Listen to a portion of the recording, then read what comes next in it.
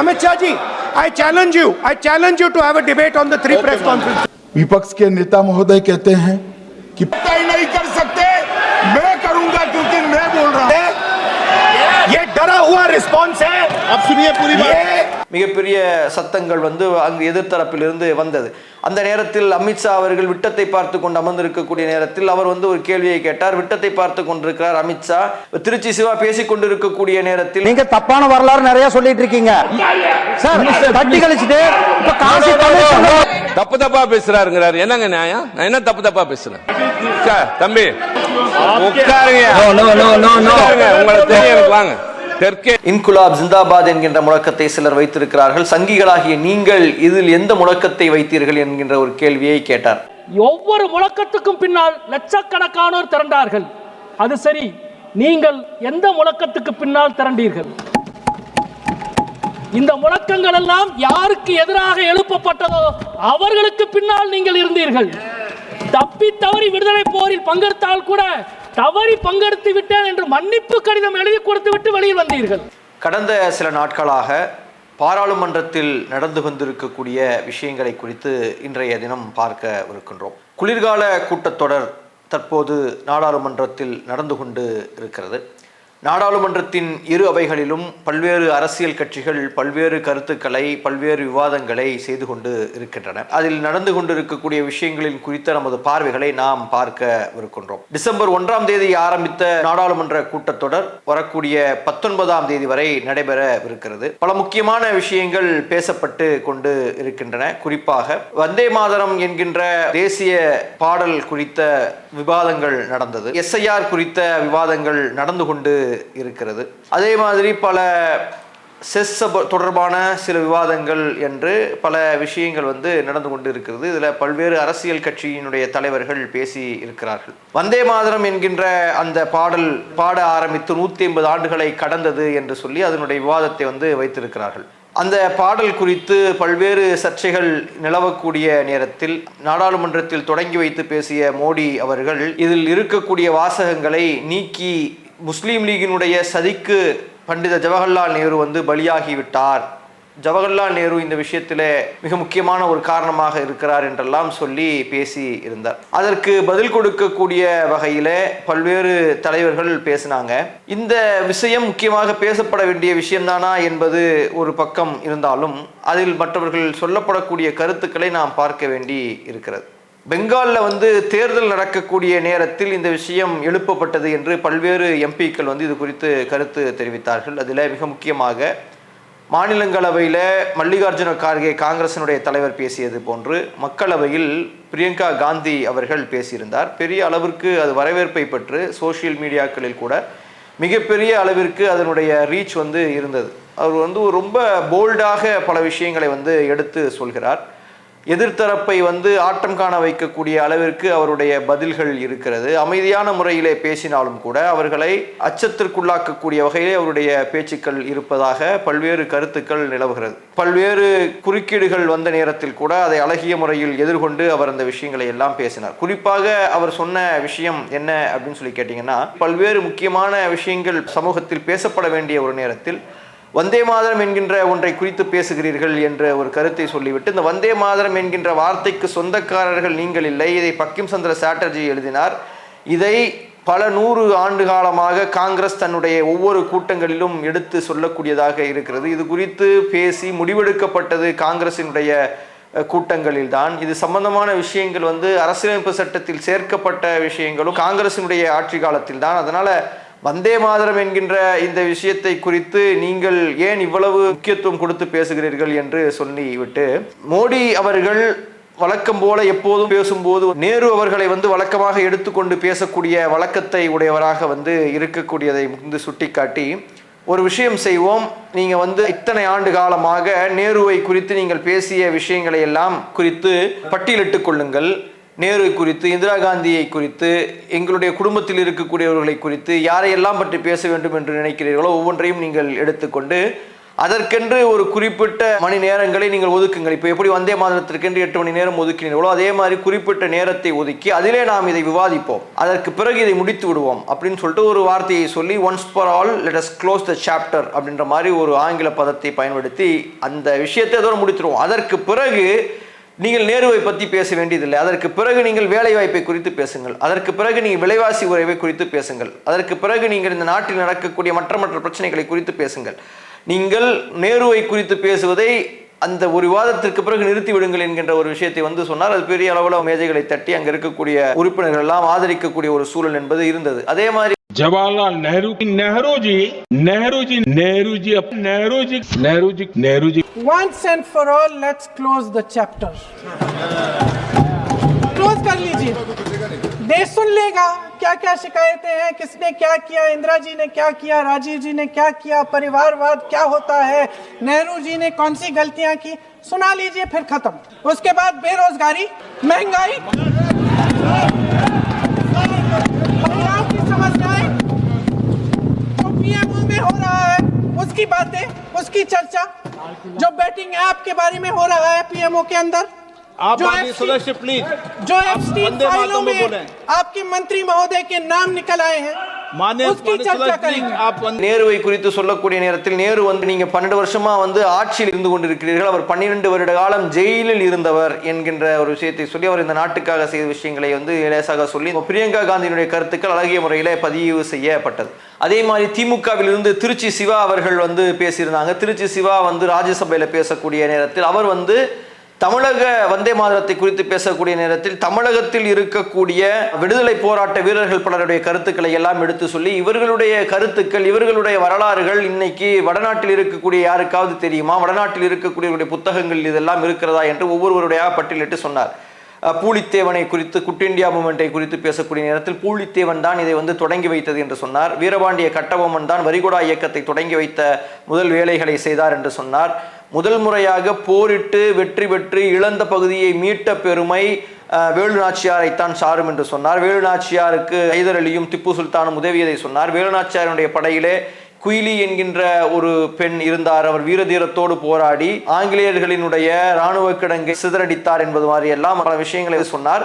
இவர்களை குறித்து எந்த வரலாறும் இன்னைக்கு இருக்கக்கூடிய மக்களுக்கு தெரியவில்லை. மிக முக்கியமாக செண்பகராமன் என்று சொல்லக்கூடிய தமிழகத்தை சார்ந்த ஒருவர் ஹிட்லரிடம் மிகவும் நெருக்கமாக இருந்தவர். ஹிட்லருக்கு பல்வகைகள் இந்தியாவை குறித்து பேசியவர். எம்டன் என்கின்ற அந்த கப்பல் இந்தியாவிற்குள் நுழைந்து சென்னையில் பகுதியில் இருந்து குண்டுகளை போட்டு விட்டு செல்லக்கூடிய நேரத்தில் அந்த எம்டன் என்கின்ற கப்பலில் பயணித்தவர்.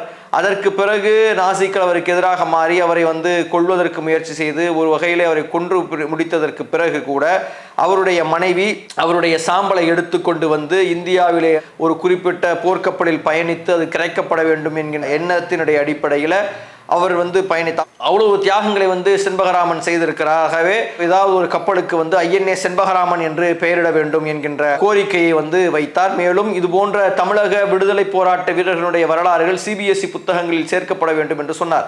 திருச்சி சிவா பேசிக் கொண்டிருக்கக்கூடிய நேரத்தில் முருகன் ஒரு வரலாறு சம்பவத்தை குறித்து சொல்லக்கூடிய நேரத்தில் குறுக்கிட்டார். 2 பேருக்கு இடையில மிக காரசாரமான விவாதங்கள் வந்தது. உக்காரியா என்பது மாதிரியான பேச்சுக்கள் எல்லாம் வந்தது. நீங்க தப்பான வரலாறு நிறைய சொல்லிட்டு இருக்கீங்க சார். தட்டி கழிச்சிட்டு இப்ப காசி தப்பு தப்பா பேசுறாருங்கிறாரு. என்னங்க நியாயம்? நான் என்ன தப்பா பேசுறேன்? தம்பி உட்காருங்க. ஐயா அமைச்சர் உட்காருங்க. உங்களுக்கு தெரியும். வாங்க. தெற்கே தமிழகத்தில், கர்நாடகத்தில், கேரளாவில் எல்லா பகுதியிலும் வாழ்ந்த தியாகிகளுக்கும் மரியாதை தாருங்கள், அவர்களுக்கும் அங்கீகாரம் தாருங்கள், வரலாற்றை சரியாக எழுதுவோம். அங்கே சபையை நடத்தக்கூடியவராகவும் ஒரு தமிழர் தான் இருந்தார். ஆகவே அந்த விஷயங்கள் ரொம்ப காரசாரமாக போன ஒரு விஷயத்தையும் பார்க்கிறோம். மகுவா மொய்த்ரா அவர்கள் பேசியிருந்தார்கள். மகுவா மொய்த்ரா அவர்கள் பேசக்கூடிய நேரத்தில் அவரும் இந்த வந்தே மாதரத்தை குறித்து சொல்லக்கூடிய நேரத்தில் வந்தே மாதரத்தில் இருக்கக்கூடிய அவர் ஒரு பெங்காலி. இந்த வந்தே மாதரம் என்கின்ற ஒரு பாடல் பக்கீம் சந்திர சட்டோபாத்யாயா அல்லது சாட்டர்ஜி என்று சொல்லப்படக்கூடியவரால் எழுதப்பட்டு ரவீந்திரநாத் தாகூர் அவர்களால் சிறிதாக்கப்பட்டு மக்கள் மத்தியில் போய் சேர்ந்தது. அந்த பாடலில் இருக்கக்கூடிய ஒவ்வொரு வரியாக எடுத்து சொல்லி அந்த பங்காளி வார்த்தையை எடுத்து சொல்லி அந்த பெங்காலி வார்த்தைக்கு நிகராக சொன்ன உதாரணத்துக்கு காற்றை குறித்து அதில் ஒரு வரி வருகிறது. அந்த காற்றை குறித்து சொல்லி இன்னைக்கு இந்த டெல்லியில் இருக்கக்கூடிய காற்றினுடைய நிலை என்ன என்பதை எல்லாம் குறித்து பேசினார். நீரை குறித்து அதில் வருகிறது. இன்னைக்கு நீரினுடைய நிலை என்ன என்பதை குறித்தெல்லாம் பேசி பல விஷயங்களை அழகிய முறையில் அவருக்கே உண்டான பாணியில் காரசாரமாக கேட்டார். பெங்காலியிலும் ஆங்கிலத்திலும் அவர் வந்து தன்னுடைய உரையை வந்து வைத்தார். இந்த நேரத்தில் இந்த பிரச்சனை கிளப்பப்படுவதற்கான காரணம் 2024 நடக்கக்கூடிய பெங்கால் தேர்தல் என்கின்ற ஒரு விஷயத்தை வந்து அவர் வைத்தார். இதே ஒரு கருத்தை பிரியங்கா காந்தி அவர்களும் வந்து வைத்தார். சொல்லிவிட்டு கூடுதலாக மஹுவா மொய்த்ரா அவர்கள் இந்த விஷயத்தை குறித்து பேசும்போதெல்லாம் நாட்டுப்பற்றை பற்றி பேசுவதற்கு உங்களுக்கு என்ன தகுதி இருக்கிறது என்பது மாதிரியாக சொல்லிவிட்டு அந்தமான் சிறை கொட்டடையில் இருந்த 60% அதிகமானவர்கள் வங்காளத்தை சார்ந்தவர்கள் என்கின்ற ஒரு விஷயத்தையும் சொல்லி சங்க பரிவாரங்களுக்கு இந்த நாட்டினுடைய விடுதலை போராட்டத்தில் என்ன தொடர்பு என்கின்ற ஒரு கருத்தையும் சொல்லி மஹுவா மொய்த்ரா அவர்கள் கடந்து சென்றார்கள். அதே மாதிரி ராசா அவர்கள் வந்து பேசினார். ராசா அவர்கள் வந்து பேசக்கூடிய நேரத்தில் கடலை வந்து மோசஸ் 2ஆக பிளந்தார், முகமது நபி அவர்கள் சந்திரனை பிளந்தார், இந்த மோடி அவர்கள் இந்த நாட்டை 2ஆக பிளந்து கொண்டிருக்கிறார் என்கின்ற ஒரு கருத்தை பதிய வைத்து வந்தே மாதரம் குறித்த தனது கருத்துக்களை எடுத்து வைத்தார். இது மிக முக்கியமான கருத்து. கம்யூனிஸ்ட் பார்ட்டி ஆஃப் இந்தியா மார்க்சிஸ்டை சார்ந்த சு வெங்கடேசன் அவர்கள், மதுரையை சார்ந்த எம்பி, எழுத்தாளர், அவர் வைத்த கருத்துக்கள் மிகவும் ஆணித்தரமாகவும் அழுத்தமாகவும் இருந்தது. 6 நிமிடங்கள் பேசினாலும் கடுமையான வாதங்களை அழகிய தமிழில் வந்து அவர் எடுத்து பேசக்கூடிய விஷயங்களை வந்து பார்க்க முடிந்தது. அதில் வந்து அவர் சொல்லக்கூடிய கருத்து என்னவென்றால், நீங்கள் வந்தே மாதரம் என்கின்ற ஒரு விஷயத்தை நீங்கள் பேசுகிறீர்கள், ஜெய்ஹிந்த் என்கின்ற முழக்கத்தை ஒரு சிலர் வைத்திருக்கிறார்கள், வந்தே மாதரம் என்கின்ற ஒரு முழக்கத்தை ஒரு சிலர் வைத்திருக்கிறார்கள், இன்குலாப் ஜிந்தாபாத் என்கின்ற முழக்கத்தை சிலர் வைத்திருக்கிறார்கள், சங்கிகளாகிய நீங்கள் இதில் எந்த முழக்கத்தை வைத்தீர்கள் என்கின்ற ஒரு கேள்வியை கேட்டார். ஒவ்வொரு முழக்கத்துக்கும் பின்னால் லட்சக்கணக்கானோர் திரண்டார்கள். அது சரி, நீங்கள் எந்த முழக்கத்துக்கு பின்னால் திரண்டீர்கள்? இந்த முழக்கங்கள் எல்லாம் யாருக்கு எதிராக எழுப்பப்பட்டதோ அவர்களுக்கு பின்னால் நீங்கள் இருந்தீர்கள். தப்பி தவறி விடுதலை போரில் பங்கெடுத்தால் கூட தவறி பங்கெடுத்து விட்டேன் என்று மன்னிப்பு கடிதம் எழுதி கொடுத்து விட்டு வெளியில் வந்தீர்கள். இந்த முழக்கத்தை கடந்த காலங்களில் எழுதியவர்கள் எல்லாம் விடுதலை போராட்டத்தில் பங்கெடுத்தவர்கள். ஆனால் அதற்கு எதிர் திசையில இருந்துவிட்டு நீங்கள் இன்றைக்கு இதை விவாதிக்க வேண்டும் என்று சொல்லுகிற பொழுதுதான் உங்களது அரசியல் பட்டவர்த்தனமாக இந்த தேசத்துக்கு முன்னால் விவாதிக்க வேண்டிய நேரம் இது என்பதை நான் இங்கே சுட்டிக்காட்ட கடமைப்பட்டிருக்கிறேன். சங்கிகள் வந்து எந்த விடுதலை போராட்டத்தில் எந்த விஷயத்திலும் பங்கு பெறாத ஒரு நபர்களாகத்தான் வந்து அவர்கள் இருக்கக்கூடியவர்களாக இருந்தார்கள். அந்த ஒரு கருத்தை வந்து பதிவு செய்தார். ஒருவேளை விடுதலை போராட்டத்தில் கலந்து கொண்டால் கூட மன்னிப்பு கடிதம் எழுதி கொடுத்து விட்டு வந்த மகான்கள் இவர்கள் என்பது மாதிரியான ஒரு கருத்தையும் சு வெங்கடேசன் அவர்கள் பதிவு செய்தார்கள். அதே போன்று பேசும்போது திருப்பரங்குன்றம் மாதிரியான பிரச்சனைகளை எந்த அளவுக்கு கையாளுகிறார்கள் என்கின்ற ஒரு விஷயத்தை எல்லாம் கூட ஒரு சாடையாக பேசியது போன்று இருந்தது. உங்களின் இந்த வரலாறு தான் இங்கே இருந்து திருப்பரங்குன்றம் வரை நீளுகிறது. எல்லாரின் கண்களுக்கும் உச்சி பிள்ளையார் கோவிலில் ஏற்றப்பட்ட தீபம் தெரிகிறது. ஆனால் உங்கள் கண்களுக்கு தர்கா மட்டும்தான் தெரிகிறது. மக்களுக்கு தேவை பக்தி, உங்களின் தேவை பகை. எல்லோருக்கும் தேவை ஆன்மீகம், ஆனால் உங்களுக்கு தேவை கலவரம். உங்கள் தீர்ப்புக்கு எங்களுடைய நீதி தலைவணங்காது என்கின்ற ஒரு கருத்தையும் அவர் வந்து பதிய வைத்தார். எல்லாவற்றிற்கும் மேலாக வந்தே மாதரத்தை குறித்து அவர் பேசி முடிக்கக்கூடிய ஒரு நேரத்தில் பாரதியார் அவர்கள் சொன்ன ஒரு கருத்தை சொல்லி அழுத்தம் திருத்தமாக அவர் முடிவு செய்தார். என்ன ஒரு வார்த்தையை சொன்னார் என்றால், தாயை கொள்ளும் பஞ்சத்தை தடுக்க முயற்சியுறார், வாயை திறந்து சும்மா கிளியே வந்தே மாதரம் என்பார் என்கின்ற ஒரு வார்த்தையை சொல்லி, தாய் இறக்கும்போது கூட அதை காப்பதற்கு வக்கற்றவர்கள் வாயை திறந்து வந்தே மாதரம் என்று சொல்லி தங்களினுடைய நாட்டுப்பற்றை வெளிப்படுத்தக்கூடிய அயோக்கியர்கள் என்கின்ற பாரதியாரினுடைய கருத்தை சொல்லி அவர் வந்து முடிக்கிறார். மாண்புமிகு பிரதமர் அவர்கள் மகாகவி சுப்பிரமணிய பாரதியை நினைவூட்டினார். சுப்பிரமணிய பாரதி தான் வந்தே மாதரம் பாடலை 1908ஆம் ஆண்டு தமிழிலே மொழிபெயர்த்தார். பிரதமர் அவர்கள் நினைவூட்டியதான் நான் சொல்கிறேன். பாரதியினுடைய அருமையான வாசகம், தாயை கொல்லும் பஞ்சத்தை தடுக்க முயற்சிகிறார், வாயை திறந்தே சும்மா வந்தே மாதரம் என்பார் என்று சொன்னார். அது பாரதி உங்களுக்கு சொன்னது என்று சொல்லி முடிக்கிறேன். அப்ப இது வந்து யாரை சொல்கிறது என்றால் பிஜேபி சொல்கிறது என்று சொல்லி முடிச்சார். அப்போ இந்த மாதிரி வந்து வந்தே மாதரம் குறித்து பல விஷயங்கள் வந்து பல எம்பிக்களால் பேசப்பட்டது. இன்னும் நிறைய எம்பிக்கள் வந்து இந்த வந்தே மாதரம் குறித்து பேசினார்கள். இப்போ முக்கியமான ஆயிரக்கணக்கான பிரச்சனைகள் இருக்கக்கூடிய நேரத்தில் இதை குறித்து பேசியதை வந்து அழகிய முறையில் வந்து பல எம்பிக்கள் எடுத்து சொன்னார்கள். குறிப்பாக பிரியங்கா காந்தி அவர்கள் வந்து இனிமேல் நீங்கள் நேருவை பேசுவதை நிறுத்திக் கொள்ளுங்கள், இது போன்ற வேலைவாய்ப்பு, மக்களினுடைய வறுமை, அதை குறித்து பேசுங்கள் என்கின்ற மாதிரியா வந்து அவர் வந்து கருத்துக்களை சொல்லியிருந்தார். அதை போன்று செஸ் சார்ந்த விவாதங்கள் நடந்தது. அதில் வெஸ்ட் பெங்காலை சார்ந்த கோகலே என்று சொல்லக்கூடிய ஒரு நபர் வந்து பேசினார். அவர் பேசக்கூடிய நேரத்தில் நாட்டினுடைய நேஷனல் செக்யூரிட்டியை குறித்தும் பேசக்கூடிய ஒரு விஷயங்கள் வரும்போது அவர் வந்து பெஹல்காம் தாக்குதல்களை எல்லாம் குறித்து சொன்னார். பெஹல்காம் தாக்குதல்களை குறித்து சொல்லக்கூடிய நேரத்தில் இது அவை குறிப்பில் ஏறாதுன்னு சொல்லும்போது ஒரு பெரிய காரசாரமான விவாதம் அவர்களுக்கு இடையிலே நடந்த ஒரு காட்சிகளை நம்மால் பார்க்க முடிந்தது. மிக முக்கியமாக டெரிக் ஓபிரைன் என்று சொல்லக்கூடிய திரிணாமுல் காங்கிரஸை சார்ந்த ஒரு எம்பி, அவர் பல அழகிய முறையில் ஆங்கிலத்தில் பேசக்கூடியவர், அவர் கருத்துக்களை வைத்தார் அப்படின்னு சொல்லி கேட்டீங்கன்னா, துணை ஜனாதிபதியாக இருக்கக்கூடிய ராதாகிருஷ்ணன் அவர்களிடம் பேசக்கூடிய நேரத்தில் அவருடைய உடல்நலத்தை விசாரித்து விட்டு அவர் இப்படி ஒரு கருத்தை சொல்றார். என்ன கருத்தை சொல்கிறார்? ஒரு மனிதனுடைய ரத்த அழுத்தம், சர்க்கரை இத்தனை அளவுகள் 120/80 இந்த மாதிரி இருந்தால் சரியாக இருக்கிறது என்று எடுத்துக்கொள்கிறார்கள் என்றால், இந்த நாட்டில் நடக்கக்கூடிய பாராளுமன்றத்தில் எத்தனை நாட்கள் இது நடந்திருக்கிறது என்பதை பார்க்கும்போது நாடாளுமன்ற ஜனநாயகம் ஹெல்தியாக உடல் நலத்தோடு இருக்கிறதா என்கின்ற ஒரு கேள்வி வருகிறது என்கின்ற ஒரு கேள்வியை வைத்தார். நிறைய புள்ளி விவரங்களை அடுக்கினார்.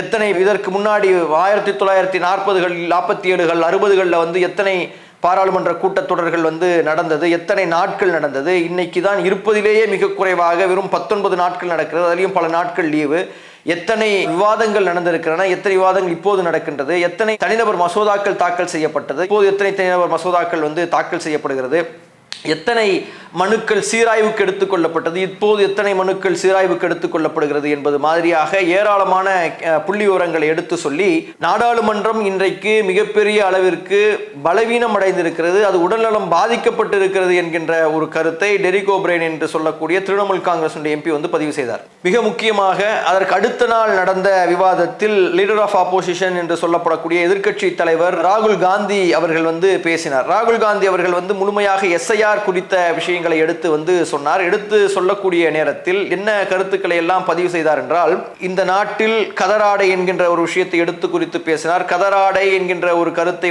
காந்தி அவர்கள் சொன்னதற்கு காரணம், கதராடையில் இருக்கக்கூடிய ஒவ்வொரு இலைகளும் சேர்ந்து எவ்வாறு ஒரு ஆடையை உருவாக்குகிறதோ அவ்வாறு இந்த நாட்டில் இருக்கக்கூடிய பல்வேறு மதத்தை, இனத்தை, மொழியை சார்ந்த மக்கள் சேர்ந்துதான் இந்த நாட்டை உருவாக்குகிறார்கள். பல்வேறு ஆடைகள் இருக்கிறது. காஞ்சிபுரத்தில் இருக்கக்கூடிய பட்டு, பனாரஸில் இருக்கக்கூடிய பட்டு, அஸ்ஸாமில் இருக்கக்கூடியவர்கள் அணியக்கூடிய ஆடைகள், அதே மாதிரி நாகாக்கள் அணியக்கூடிய கோர்ட்டுகள் என்று, ஹிமாச்சலில் அணியக்கூடிய தொப்பிகள் என்று ஏராளமான விஷயங்கள் இருக்கிறது. இவை ஒவ்வொன்றும் ஒவ்வொரு எண்ணத்தை சொல்வதாக இருந்தாலும் இவற்றில் இருக்கக்கூடிய எல்லா இலைகளும் சேர்ந்துதான் அந்த ஆடையை உருவாக்குவது போன்று இந்த நாட்டில் இருக்கக்கூடிய எல்லா மக்களும் சேர்ந்து தான் இந்த நாட்டை உருவாக்குகிறார்கள். அப்ப இந்த நாட்டில் இருக்கக்கூடிய யாரும் பிரிவாக பிரித்து பார்க்க கூடாது. காந்தியை 3 குண்டுகளால் சுட்டுக் கொண்டதற்கு பிறகு அந்த RSS இயக்கம் செய்த மிக முக்கியமான ஒரு வேலை, இங்க நாட்டில் இருக்கக்கூடிய அத்தனை இன்ஸ்டிடியூஷன்களையும் கைப்பற்றக்கூடிய வேலையை செய்ய வேண்டும் என்கின்ற ஒரு சூழலில் இன்னைக்கு RSS அமைப்பு என்பது இறங்கி இருக்கிறது. அதில் பல அமைப்புகளை கைப்பற்றி இருக்கிறது. உதாரணத்திற்கு இன்னைக்கு இருக்கக்கூடிய பல்கலைக்கழகங்களில் நியமிக்கப்படக்கூடிய துணைவேந்தர் அவர்களுடைய அறிவை கொண்டு, அவர்களுடைய படிப்பை கொண்டு, அவர்களுடைய ஆராய்ச்சிகளை கொண்டு நியமிக்கப்படுவதில்லை. மாறாக அவர்கள் ஒரு குறிப்பிட்ட இயக்கத்தை சார்ந்தவர்களாக இருந்தால் அவர்கள் நியமிக்கப்பட்டு விடுகிறார்கள் என்ற குற்றச்சாட்டை வைக்கும் போது மிகப்பெரிய அளவிற்கு கோஷமும் குழப்பமும் ஏற்பட்டது. பட் அந்த கருத்தில் ஒரு உறுதியாக இருந்த அந்த விஷயங்களை சொல்லிவிட்டு அடுத்தடுத்து ஒவ்வொரு அமைப்பாக சொல்கிறார். CBIயில், EDயில் பல அமைப்புகளும் இவ்வாறு ஒவ்வொன்றாக கைப்பற்றப்பட்டிருக்கிறது. மிக குறிப்பாக எலெக்ஷன் கமிஷன் ஆஃப் இந்தியா கைப்பற்றப்பட்டிருக்கிறது. எலெக்ஷன் கமிஷன் ஆஃப் இந்தியாவில் இருக்கக்கூடிய சீஃப் எலெக்ஷன் கமிஷனரை நியமிப்பதற்கு முன்னர் சீஃப் ஜஸ்டிஸ் ஆஃப் இந்தியா என்கின்ற ஒரு பதவி, இந்தியாவினுடைய தலைமை நீதிபதி அந்த அதிகாரம் இருந்தது. அவரை அந்த குழுவில் இருந்து நீக்கியது என்ன காரணம்? அந்த குழுவில் நீக்கிவிட்டு தற்போது மோடியும் அமித்ஷாவும் அமர்ந்திருக்கிறார்கள். லீடர் ஆஃப் ஆப்போசிஷனாக நான் இருக்கிறேன், என்னுடைய கருத்துக்கு எந்த விதமான செவியும் அவர்கள் கொடுக்க போவதில்லை. அவர்கள் விரும்பக்கூடிய நபர்களை கொண்டு வருவதற்கு என்ன காரணம்? அதன் மூலமாக அவர்கள் எதை சாதிக்க விரும்புகிறார்கள் என்கின்ற ஒரு கேள்விகளை அழுத்தம் திருத்தமாக அவர் கேட்டார். Amit Shah ji, I challenge you to have a debate on the 3 press conferences. विपक्ष के नेता महोदय कहते हैं कि पहले मेरी बात का आप जवाब दीजिए, मैं सुनना चाहता हूं। क्रम वो तय नहीं कर सकते, मैं करूंगा क्योंकि मैं बोल रहा हूं। मन सर, रिस्पॉन्स है, ये घबराया हुआ रिस्पॉन्स है, ये डरा हुआ रिस्पॉन्स है। अब सुनिए पूरी बात, प्लीज मानिए। नो, सच्चा रिस्पॉन्स नहीं है। माननीय गृह मंत्री जी, मान्यवर, कोई जज आजादी के इतने साल में नहीं हुआ है मान्यवर। மிகப்பெரிய சத்தங்கள் வந்து அங்கு எதிர்த்தரப்பிலிருந்து வந்தது.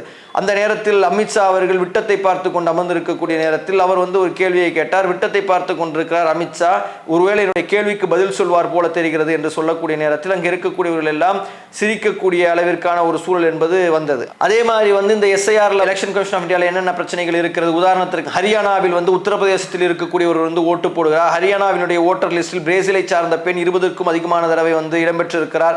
பீகாரில் எஸ்ஐஆர் நடைமுறைகள் நடந்து முடிந்து எல்லாம் சரியாகிவிட்டது என்று சொன்னீர்கள். இதற்கு பிறகும் கூட 1 லட்சம் டூப்ளிகேட் ஓட்டுகள் வந்து இன்னும் வந்து இருந்து கொண்டிருக்கிறது என்று சொல்லப்படுமையானால் எஸ்ஐஆரில் என்ன செய்தீர்கள் என்கின்ற ஒரு கேள்வியை கேட்டார். இப்போ தேர்தல் சீர்திருத்தம் என்று நீங்கள் ஒன்றை செய்ய விரும்பினால் ஒரு சில விஷயங்களை செய்யுங்கள். ஒன்று, சீஃப் எலெக்ஷன் கமிஷனராக இருக்கக்கூடியவரையும் எலெக்ஷன் கமிஷனராக இருக்கக்கூடியவர்களையும் விசாரிக்க கூடாது என்கின்ற ஒரு சட்டத்தை நீங்கள் நீக்குங்கள். இரண்டாவது, அந்த எலக்ட்ரானிக் ஓட்டிங் மிஷினுடைய அந்த ஆர்கிடெக்சரை எங்களுக்கு கொடுங்கள்.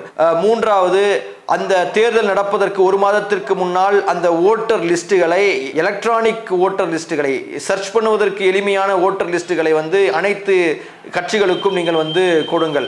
நான்காவது, அந்த ஓட்டுக்கள், அந்த தேர்தல் பதிவு செய்யக்கூடிய அந்த கேமராக்கள், அந்த கேமராக்களினுடைய பதிவை 45 நாளில் நீக்கணும் என்று சொல்லக்கூடிய விஷயங்களை அந்த சட்டத்தை ரத்து செய்து அதை வந்து பல நாட்கள் பாதுகாத்து வைப்பதற்குண்டான நடைமுறைகளை செய்துகள். இதை மட்டும் செய்தாலே போதும், இதுவே மிகப்பெரிய ஒரு சீர்திருத்தம் என்று சொன்னார். அதற்கு பிறகு அமித்ஷா இதை குறித்து பேசினார். அதற்கு அவர் எந்த பதிலும் சொல்லவில்லை.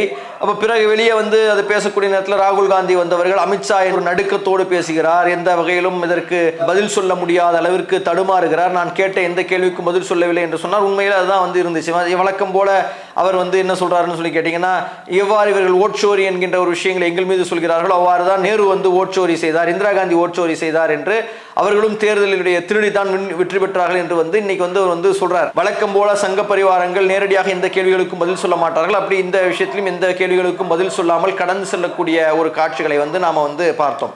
அப்ப இப்படித்தான் வந்து இந்த விஷயங்கள் வந்து இருந்து கொண்டு இருக்கிறது. இதை தாண்டி மனிஷ் திவாரி என்று சொல்லப்படக்கூடிய காங்கிரசினுடைய எம்பியாக இருக்கக்கூடியவர் மிக முக்கியமான ஒரு விஷயத்தை வந்து சொன்னார். அவர் என்ன சொல்றாருன்னு கேட்டீங்கன்னா, எலக்ட்ரானிக் ஓட்டிங் மிஷின் மீது மக்களின் மீது நம்பிக்கை வந்து குறைந்து கொண்டே வருகிறது. ஆகவே நீங்கள் தேர்தலை, வாக்குச்சீட்டு நடைமுறையை பயன்படுத்தி நீங்கள் தேர்தலை நடத்த வேண்டும். அடுத்து வரவிருக்கக்கூடிய கேரளா, தமிழகம், வங்காளத்தில் நடக்கக்கூடிய தேர்தல் இவ்வாறு நீங்கள் நடத்த வேண்டும். கூடுதலாக எத்தனை நாட்கள் எடுத்துக்கொண்டாலும் பரவாயில்லை. இதன் மூலமாக தேர்தலில் மக்கள் நம்பிக்கையோடு ஓட்டு போடுவார்கள். தான் போட்ட ஓட்டு பதிவாகிவிட்டது என்கின்ற உறுதியோடு அவர்கள் செல்வதற்கு இது வாய்ப்பாக இருக்கும் என்கின்ற ஒரு கருத்தை மனிஷ் திவாரி அவர்கள் பதிவு செய்தார்கள். இதுவரை நடந்திருக்கக்கூடிய நாடாளுமன்ற கூட்டத்தொடரானது அழகான முறையில் எதிர்க்கட்சிகள் இதை வந்து கொண்டு சென்றிருப்பது போன்றுதான் வந்து தெரிகிறது. குறிப்பாக சொல்ல வேண்டுமையானால், இப்படி காரசாரமான விவாதங்கள் சென்று கொண்டு இருக்கக்கூடிய நேரத்தில் டெல்லியில் ஏர் குவாலிட்டி இண்டெக்ஸ் வந்து ரொம்ப மோசமாக இருக்கக்கூடிய ஒரு விஷயத்தை வந்து ராகுல் காந்தி அவர்கள் வந்து வைக்கிறார்கள். வைத்து என்ன சொல்கிறார் என்றால், எல்லா விஷயத்திலும் நீங்கள் என்ன செய்தீர்கள், நான் என்ன செய்தேன், மாற்றி மாற்றி குற்றம் சாட்டிக் கொள்ளாமல் இன்னைக்கு இருக்கக்கூடிய பிரச்சனை என்பது பொதுமக்களை பாதிக்கக்கூடிய பிரச்சனையாக இருக்கிறது. இங்கே வந்து பலர் கேன்சர் வரக்கூடியவர்களாக, மூச்சு திணறல் வரக்கூடியவர்களாக, குழந்தைகளுக்கு வந்து நிறைய பிரச்சனைகள் வரக்கூடியதாக இன்னைக்கு டெல்லியில் இருக்கக்கூடிய காற்று மாசு என்பதற்கு இந்தியா முழுவதும் இருக்கக்கூடிய பல நகரங்கள் இருக்கு. அந்த காற்று மாசை எவ்வாறு குணப்படுத்துவது, எவ்வாறு சரிப்படுத்துவது என்பதில் எதிர்க்கட்சியும் ஆளும் கட்சியும் சேர்ந்து செயல்பட வேண்டும். அதை ஆளும் கட்சி கொண்டுட்டு போகும்போது அதற்கு முழு ஒத்துழைப்பை வந்து எதிர்க்கட்சி தரும் என்று ராகுல் காந்தி சொல்வதற்கு, அதற்கு பதிலாக கிரண் ரிஜிஜு என்று சொல்லக்கூடிய பாராளுமன்ற விவகாரத்துறை அமைச்சர் சொல்லும் போது அதை நாங்கள் வந்து ஏற்றுக்கொள்கிறோம். ஏற்கனவே வந்து ஒர்க்கிங் கமிட்டியில் வந்து நீங்கள் வந்து இது சம்பந்தமான விஷயங்களை வந்து சொல்லி இருக்கிறீங்க, அதை நாங்கள் பரிசீலிப்போம், இதை நாங்கள் கொண்டுட்டு போவோம். ஒரு சாந்தமான முறையில் அவரும் பதில் சொல்லி முடிச்ச மாதிரி தெரியுது. ஓவராலா எதிர்க்கட்சிகள் பாராளுமன்ற கூட்டத்தொடரில் இதுவரையில் நடந்திருக்கக்கூடிய விஷயங்களை அழகிய முறையில் கொண்டுட்டு போன மாதிரி தான் தெரியுது. இது சம்பந்தமான பத்திரிகைகள் எழுதுவதும் வந்து அப்படித்தான் வந்து இருக்கிறது. எதிர்க்கட்சிகள் பேசக்கூடிய வீடியோக்கள் மக்கள் மத்தியில் பெரிய அளவில் ரீச் ஆகுது. ஆளுங்கட்சியில் கடந்து கதறி கொண்டு இருக்கக்கூடிய எந்த வீடியோக்களும் மக்கள் மத்தியில் போய் சேரவில்லை. அப்போ ட்ரெண்ட் கொஞ்சம் அப்படியே மாறுகிறதோ என்கின்ற மாதிரியான ஒரு சூழல் கூட தெரிகிறது. உதாரணத்திற்கு, எதிர்க்கட்சிகளினுடைய பலம் கொஞ்சம் கொஞ்சமாக அவர்கள் மக்கள் மத்தியில் அவர்கள் சொல்லக்கூடிய செயல்கள் போய் சேர்ந்து கொண்டு இருக்கிறது. அவர்கள் சொல்லக்கூடிய கருத்துக்களை மக்கள் நம்ப ஆரம்பிக்கிறார்கள். வழக்கம் போல மதத்தை வைத்து, வழக்கம் போல ஜாதியை வைத்து, வழக்கம் போல மக்களை பிரித்து மக்கள் மத்தியில் ஒரு விஷயங்களை கொண்டுட்டு போய் சேர்க்க வேண்டும் என்கின்ற எண்ணத்தில் பாஜக காரர்கள் இருக்கிறார்களே, அதில் கொஞ்சம் கொஞ்சமாக மண் விழுந்து கொண்டிருக்கிறதோ என்கின்ற ஒரு தோற்றம் வந்து வருகிறது. இதுவரை நடந்திருக்கக்கூடிய நாடாளுமன்ற கூட்டத்தொடரில் நடந்த விஷயங்களை ஒரு சுருக்கமாக வந்து நாம் வந்து பார்த்தோம். எதிர்க்கட்சிகள் இன்னும் சிறப்பாக செயல்பட்டு மக்கள் மத்தியில் எதிர்கருத்துக்களை அழகிய முறையில் எடுத்து வைப்பதற்கான ஒரு வாய்ப்பை இந்த நாடாளுமன்ற கூட்டத்தொடரில் வந்து பெற்றிருக்கிறார்கள். அதை சிறப்பாக ஒவ்வொரு எதிர்க்கட்சியை சார்ந்தவர்களும் செய்ய வேண்டும். மக்கள் மத்தியில் மக்களுக்கு தேவையான நல்ல விஷயங்களை எடுத்து சொல்லி மக்களுக்கான நன்மைகளை செய்ய வேண்டும். இந்த நாட்டை பிரிப்பதற்காக முயன்று கொண்டிருக்கக்கூடிய பாசிச சக்திகளுக்கு எதிராக தங்களுடைய பலமான கருத்துக்களை அழகிய முறையில் சொல்ல வேண்டும் என்று சொல்லிக்கொண்டு நம்முடைய உரையை முடித்துக் கொள்கிறோம். வாஹிர்வான அல்ஹம்துலில்லாஹ். அஸ்ஸலாமு அலைக்கும் வரஹ்மத்துல்லாஹ். அல்லாஹு அக்பர், அல்லாஹு அக்பர்.